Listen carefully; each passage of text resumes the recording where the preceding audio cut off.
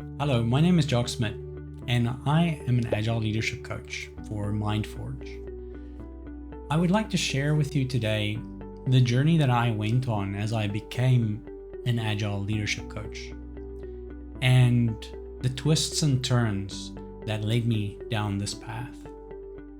I'm hoping that it will inspire some of you to reconsider your approach to leadership and learn from my mistakes, and hopefully change your course earlier so that you can gain the benefits that I got from engaging coaching and learning the skills of coaching.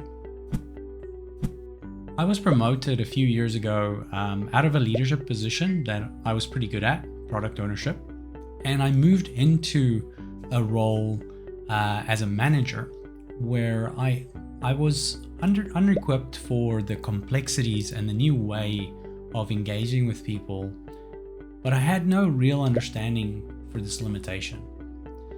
And instead what happened was that I acted with confidence and zeal in the same kind of way where I was hoping to inspire people to follow me that always used to work when I was a product owner. Unfortunately, because I wasn't close enough to people to be able to follow up mistakes with understanding and connection, I was quickly getting offside with people. I had a few early wins in regards to bringing projects back on course and getting them shipped, but I did it in a destructive way that left injuries in my wake. Amongst these challenges with not having the right skill set, I also started spearheading an agile transition in the company that I was working for. And this meant that I was right at the nexus of stress and pressure.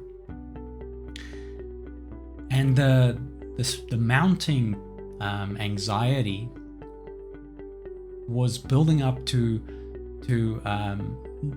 pretty much full-on burnout, to the point where my asthma interacted with that anxiety to even have the ambulance show up at my house in the middle of the night. When I was dealing with people in the company, I really wanted to be consistent. I wanted to be fair. I wanted to be even-handed and even-keeled. However, instead, I found myself being confrontational. I was fight or flight mode most of the time, panicking and slashing out rather than connecting and helping. When I was handling a particular situation very poorly with one of the people that I was working with, this person let me know through my manager that I needed to learn what coaching was. At the time, I thought I knew what coaching was. I thought it was someone who told you what to do or asked you vague questions so that you could figure out how to do it for yourself. I kind of got the idea that it was about the other person learning, but I completely missed the how of what coaches actually do and what they stand for. So when I went to look at the Scrum Alliance course that this person had recommended for me, I wasn't doing it because I wanted to repent and get better. I was doing it because I thought I knew what I was doing, and I just wanted to prove to myself that I actually already knew what coaching was. I'm incredibly thankful that I was wrong. I had no idea what coaching was. And what I found was a new world opened up in front of me with a kind of supportive depth I didn't even know was possible. They were tools that allowed me to connect and create empathy and help people truly and effectively in a sustainable way that I had no idea existed. This triggered a real hunger, and I started to pursue aggressively every opportunity I could get in order to deepen my understanding. I was watching and eating up anything I could find on YouTube. When I remember one of my other colleagues had done professional coaching training that was ICF accredited with Coach Masters Academy. Coach Masters Academy, by all accounts, had been an excellent school with a wonderful system, and I decided to go and do the training. It was a big call, it was intensive, it took a long time, but I decided it would be worth it, and it absolutely was. By the end of the journey, I had made huge changes in the way that I was dealing with people, and not just changes, but lasting changes in myself, in the way I dealt with my stress, in the way that I dealt with leadership. And I finally understood what it was to support someone to find a new perspective and to believe in someone in a way that is truly seeing them as a creative whole and a resourceful person that can solve their own problems.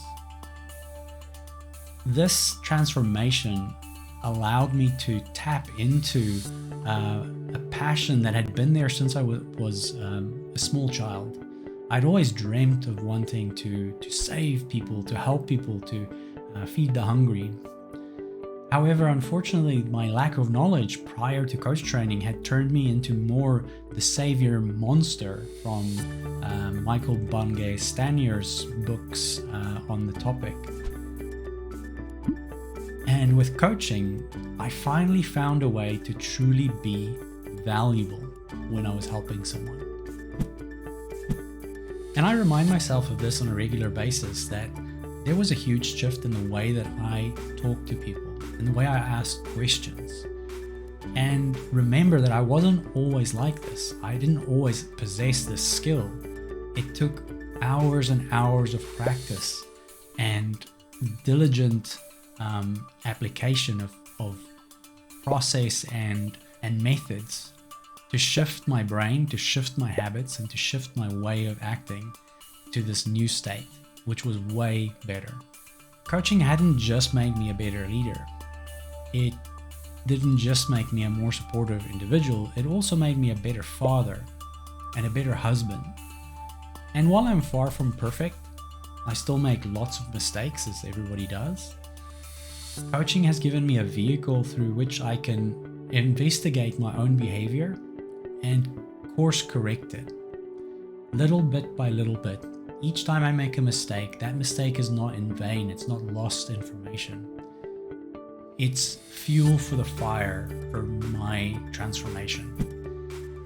I hope my story inspired at least a few of you to consider what having a coach or gaining coach training might bring to you personally, and what it might mean if you could have a better way of incrementally moving yourself towards a better, more sustainable, and more stress-free life. And I want to remind you that that state that you enter is not just for you. It benefits every person around you when you can be that stable rock, that calm place where other people can find their refuge.